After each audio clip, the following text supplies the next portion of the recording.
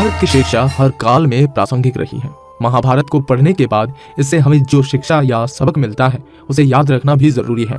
तो आओ हम जानते हैं ऐसी ही 25 तरह की शिक्षाएं जो हमें महाभारत, युगंधर और मृत्युंजय पढ़ने पर मिलती हैं। हालांकि ये भी सच है कि आप महाभारत पढ़ोगे तो हो सकता है कि आपको कुछ अलग शिक्षा या सबक मिले। नंबर 1, जीवन हो योजनाओं से भरा। जीवन के किसी भी क्षेत्र में बेहतर राजनीति आपके जीवन को सफल बना सकती है, और यदि कोई योजना या राजनीति नहीं है तो समझो जीवन एक अराजक भविष्य में चला जाएगा जिसके सफल होने की कोई गारंटी नहीं है। भगवान श्री कृष्ण के पास पांडवों को बचाने का कोई मास्टर प्लान नहीं होता तो पांडवों की कोई औकात नहीं थी कि वे कौरवों से किसी भी मामले में जीत सके। नंबर 2, संगत और पंगत हो अच्छी।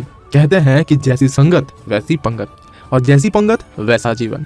आप लाख अच्छे हैं लेकिन यदि आपकी संगत बुरी है तो आप बर्बाद हो जाओगे, लेकिन यदि आप लाख बुरे हैं और आपके संगत अच्छे लोगों से हैं और आप उनकी सुनते भी हैं तो निश्चित है कि आप आबाद हो जाओगे। कौरवों के साथ शकुनी जैसे लोग थे जबकि पांडवों के साथ कृष्ण। शकुनी मामा जैसे आपने संगत पाल रखी है तो आपका दिमाग चलना बंद ही हो जाएगा। नंबर 3, अधूरा ज्ञान घातक है। कहते हैं कि अधूरा ज्ञान सबसे खतरनाक होता है। इस बात का उदाहरण है अभिमन्यु। अभिमन्यु बहुत ही वीर योद्धा है, लेकिन उसकी मृत्यु जिस परिस्थिति में हुई है उसके बारे में सभी जानते हैं। मुसीबत के समय ये अधूरा ज्ञान किसी भी काम का नहीं रहता। आप अपने ज्ञान में पारंगत बने, किसी एक विषय में तो दक्षता हासिल होना ही चाहिए। नंबर 4, दोस्त और दुश्मन की पहचान करना सीखें। महाभारत के युद्ध में ऐसे कई मित्र थे जिन्होंने अपनी ही सेना के साथ विश्वासघात किया था। ऐसे भी कई लोग थे जो ऐन वक्त पर पाला बदलकर कौरवों या पांडवों के साथ चले गए। शल्य और युयुत्सु उसके उदाहरण हैं। इसलिए कहते हैं कि कई बार दोस्त के भेष में दुश्मन हमारे साथ आ सकता है और हमसे कई तरह की राज ले लेते हैं। कुछ ऐसे भी दोस्त होते हैं जो दोनों तरफ के होते हैं, जैसे कौरवों का साथ दे रहे भीष्म, द्रोण और विदुर ने अंततः युद्ध में पांडवों का ही साथ दिया। नंबर 5, हथियार से ज्यादा घातक बोल वचन। महाभारत का युद्ध नहीं होता यदि कुछ लोग अपने वचनों पर संयम रख लेते। जैसे द्रौपदी यदि दुर्योधन को अंधे का पुत्र अंधा नहीं कहती तो महाभारत होता ही नहीं।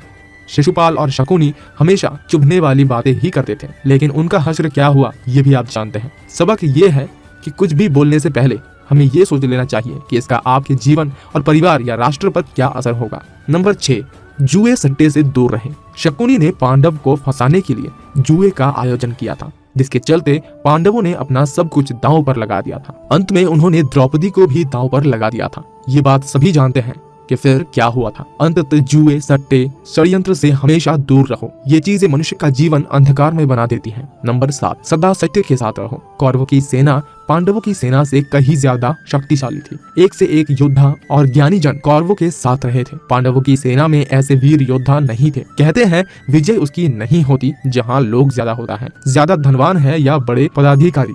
विजय हमेशा उसकी होती है जहाँ ईश्वर है, और ईश्वर हमेशा वही है जहाँ सत्य है। इसलिए सत्य का साथ कभी ना छोड़े। अंततः सत्य की ही जीत होती है। सत्य के लिए जो करना पड़े वो करो। नंबर 8, लड़ाई से डरने वाले मिट जाते हैं। जिंदगी एक उत्सव है, संघर्ष नहीं। लेकिन जीवन के कुछ मोर्चों पर व्यक्ति को लड़ने के लिए हमेशा तैयार रहना चाहिए। जो व्यक्ति लड़ना नहीं जानता, युद्ध उसी पर थोपा जाएगा या उसको सबसे पहले मारा जाएगा।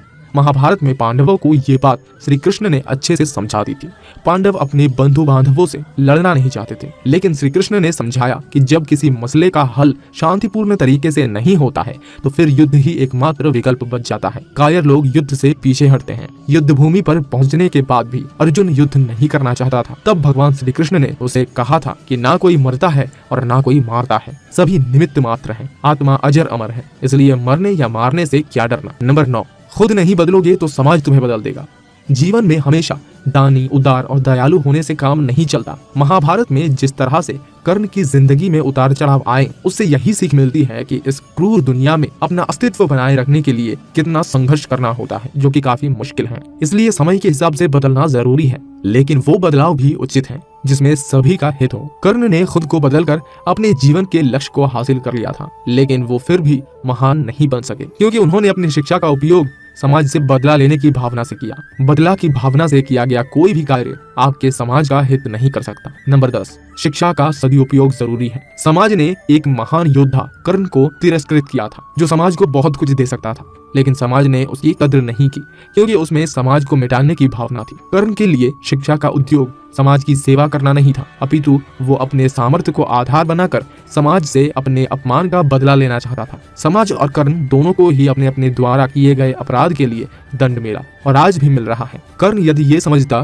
कि समाज व्यक्तियों का एक जोड़ मात्र है जिसे हम लोगों ने ही बनाया है, तो संभवतः वो समाज को बदलने का प्रयास करता, ना कि समाज के प्रति घृणा करता। नंबर 11, अच्छे दोस्तों की कद्र करो। ईमानदार और बिना शर्त समर्थन वाले दोस्त ही आपके जीवन बदल सकते हैं। पांडवों के पास भगवान श्री कृष्ण थे तो कौरवों के पास महान योद्धा कर्ण थे। इन दोनों ने ही दोनों पक्षों को बिना शर्त अपना पूरा साथ और सहयोग दिया था। यदि कर्ण को छल से नहीं मारा जाता तो कौरवों की जीत तय थी। पांडवों ने हमेशा श्री कृष्ण की बातों को ध्यान से सुना और उस पर अमल भी किया, लेकिन दुर्योधन ने कर्ण को सिर्फ एक योद्धा समझकर उसका पांडवों की सेना के खिलाफ इस्तेमाल किया। यदि दुर्योधन की बात मानकर कर्ण को घटोत्कच को मारने के लिए दबाव नहीं डालता तो इंद्र द्वारा दिया गया वो अमोघ अस्त्र कर्ण के पास था, उसे अर्जुन मारा जाता। नंबर 12, भावुकता कमजोरी है। धृतराष्ट्र अपने पुत्र को लेकर जरूरत से ज्यादा ही भावुक थे। यही कारण रहा कि उनका एक भी पुत्र उनके वश में नहीं रहा। वो पुत्र मोह में भी अंधे थे। इसी तरह महाभारत में हमें ऐसे कुछ पात्र मिलते हैं जो अपनी भावुकता के कारण मूर्ख ही सिद्ध होते हैं। जरूरत से ज्यादा भावुकता कई बार इंसानों को कमजोर बना देती है और वो सही गलत का फर्क नहीं पहचान पाता। कुछ ऐसा ही हुआ महाभारत में धृतराष्ट्र के साथ, जो अपने पुत्र मोह में आकर सही गलत का फर्क भूल गए। नंबर 13, शिक्षा और योग्यता के लिए जुनूनी बनो। व्यक्ति के जीवन में उसके द्वारा हासिल किया हुआ शिक्षा और उसकी कार्य योग्यता ही काम आती है। दोनों के प्रति एकलव्य जैसा जुनून होना चाहिए, तभी वो हासिल होती है। अगर आप अपने काम के प्रति जुनूनी हैं तो कोई भी बाधा आपका रास्ता नहीं रोक सकती। नंबर 14, कर्मवान बनो। इंसान की जिंदगी जन्म और मौत के बीच की कड़ी भर है। ये जिंदगी बहुत छोटी है, कब दिन गुजर जाएंगे आपको पता भी नहीं चलेगा, इसलिए प्रत्येक दिन का भरपूर उपयोग करना चाहिए। कुछ ऐसे भी कर्म करना चाहिए जो आपके अगले जीवन की तैयारी के हो। ज्यादा से ज्यादा कार्य करो। घर और कार्यालय के अलावा भी ऐसे कार्य करो जिससे आपकी संतानें आपको याद रखें। नंबर 15, अहंकार और घमंड होता है पतन का कारण। अपनी अच्छी स्थिति, बैंक बैलेंस, संपदा, सुंदर रूप और विद्वता का कभी भी अहंकार मत कीजिए।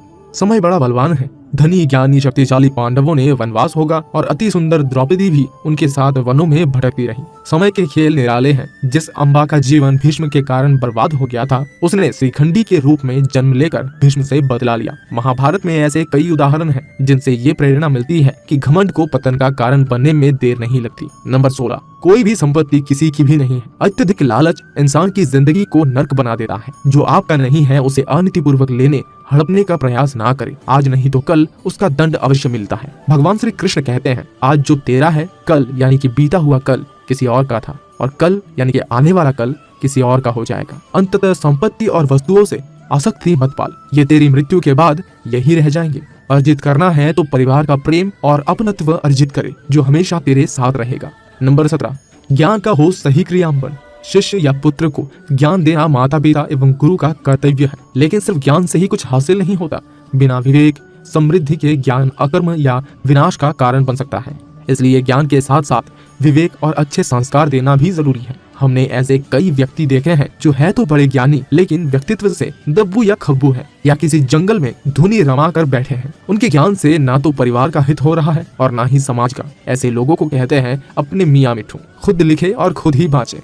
नंबर 18, दंड का डर जरूरी है। न्याय व्यवस्था वही कायम रखता है जो दंड को सही रूप में लागू करने की क्षमता रखता है। ये चिंतन घातक है कि अपराध से घृणा करो, अपराधी से नहीं। दुनिया भर की जेलों से इसकी उदाहरण प्रस्तुत किए जा सकते हैं। जिन अपराधियों को सुधारने की दृष्टि से पुनर्वास कार्यक्रम चलाता है, उन्होंने समाज में जाकर फिर से अपराध को अंजाम दिया है। अपराधी को हर हाल में दंड मिलना ही चाहिए। यदि उसे दंड नहीं मिलेगा तो समाज में और भी अपराधी पैदा होंगे और फिर इस तरह संपूर्ण समाज ही अपराधियों का समाज बन जाएगा। युधिष्ठिर के अहिंसा में उनके विश्वास को देखते हुए युद्ध के बाद भीष्म को उन्हें उपदेश देना पड़ा था कि राजकर्म में हमेशा दंड की जरूरत होती है, क्योंकि प्रत्येक समाज में अपराधी तो होंगे ही। दंड ना देना सबसे बड़ा अपराध होता है।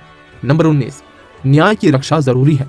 न्याय हमेशा उन लोगों के साथ होता है जो शक्तिशाली है या जो न्याय पाने के लिए प्राणपण से उत्सुक है। जिन्होंने अपने लिए न्याय मांगा है, उनके साथ ईश्वर ने न्याय किया भी है। मांगोगे नहीं तो मिलेगा भी नहीं, ये प्रकृति का नियम है।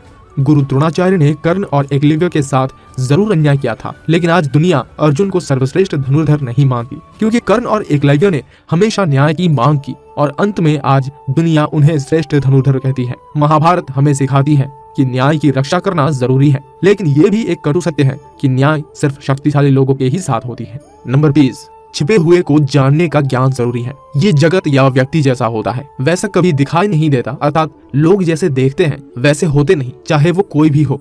महाभारत का हर पात्र ऐसा ही है, रहस्यमयी। छिपे हुए को जानना ही व्यक्ति का लक्ष्य होना चाहिए, क्योंकि ज्ञान ही व्यक्ति को बचाता है। भगवान श्री कृष्ण के ऐसे कई योद्धा थे जो छिपे हुए सत्य को जानते थे। नंबर 21, सफर करने में होती है बरकत। एक स्थान से दूसरे स्थान पर जाना या एक स्थान को छोड़कर दूसरे स्थान पर रहने से लाभ ही मिलता है। पांडवों को हस्तिनापुर छोड़कर 2 बार जंगल में रहना पड़ा, अंत में उनको जब खांडवप्रस्थ मिला तो वो वहां चले गए। इसी तरह भगवान श्री कृष्ण को भी कई बार मथुरा को छोड़कर जाना पड़ा और अंत में ये द्वारिका में बस गए। कई बार लोगों को व्यापार या नौकरी के लिए दूसरे शहर या देश में जाना होता है। नंबर 22, गोपनीयता और संयम जरूरी है। जीवन हो या युद्ध, सभी जगत गोपनीयता का महत्व है। यदि आप भावना में बहकर किसी को अपने जीवन के राज बताते हैं या किसी व्यक्ति या समाज विशेष पर क्रोध या कटाक्ष करते हैं तो आप कमजोर माने जाएंगे। महाभारत में ऐसी कई मौके आए जबकि नायकों ने अपने राज ऐसे व्यक्ति के समक्ष खोल दिए जो राज जानने ही आया था, जिसके चलते ऐसे लोगों को मुंह की खानी पड़ी। दुर्योधन, भीम, बर्बरिक ऐसे उदाहरण हैं जिन्होंने अपनी कमजोरी और शक्ति का राज खोल दिया था। नंबर 23, चिंता, भय, अशांति है मृत्यु का द्वार। किसी भी प्रकार की चिंता करना, मन को अशांत रखना और व्यर्थ के भय को पालते रहने से मृत्यु आसपास ही मंडराती है। मौत तो सभी को आनी है, फिर चिंता किस बात की? कोई पहले मरेगा और कोई बाद में। चिंता का मुख्य कारण मोह है। जेल खाना, दवा खाना या पागल खाना ये व्यक्ति जाता है जिसने धर्म सम्मत जीवन नहीं जिया, बहुत महत्वाकांक्षी है, या जिसने धन और शक्ति के आधार पर रिश्ते बना रखे हैं, जिसे अपनी संपत्ति की सुरक्षा की चिंता है। महाभारत को पढ़ने से हमें यही शिक्षा मिलती है कि चिंता मुक्त जीवन सबसे बड़ी दौलत है। नंबर 24, इंद्रिय संयम जरूरी है। इंद्रियां कभी तृप्त नहीं होती। जो इंद्रियों के वश में है उसका पतन निश्चित है। बहुत से लोग आजकल किसी न किसी प्रकार के आदत या नशे के गुलाम हैं। ऐसे लोगों का धीरे धीरे शरण होता है। इंद्रिय संयम आता है संकल्प से। महाभारत का हर पात्र संकल्प से बंधा हुआ है। शक्ति का संचय इंद्रियों को वश में करने से ही संभव हो पाता है। नंबर 25, राजा या योद्धा को नहीं करना चाहिए परिणाम की चिंता। कहते हैं जो युद्ध या राजयुद्ध के परिणाम की चिंता करता है वो अपने जीवन और राज्य को खतरे में डाल देता है। परिणाम की चिंता करने वाला कभी भी साहस पूर्वक न तो निर्णय ले पाता है और न ही युद्ध कर पाता है। जीवन के किसी भी मोड़ पर हमारे निर्णय ही हमारा भविष्य बनता है। एक बार निर्णय ले लेने के बाद फिर बदलने का अर्थ है कि आपने अच्छे से सोचकर निर्णय नहीं लिया था या आप में निर्णय लेने की क्षमता नहीं है।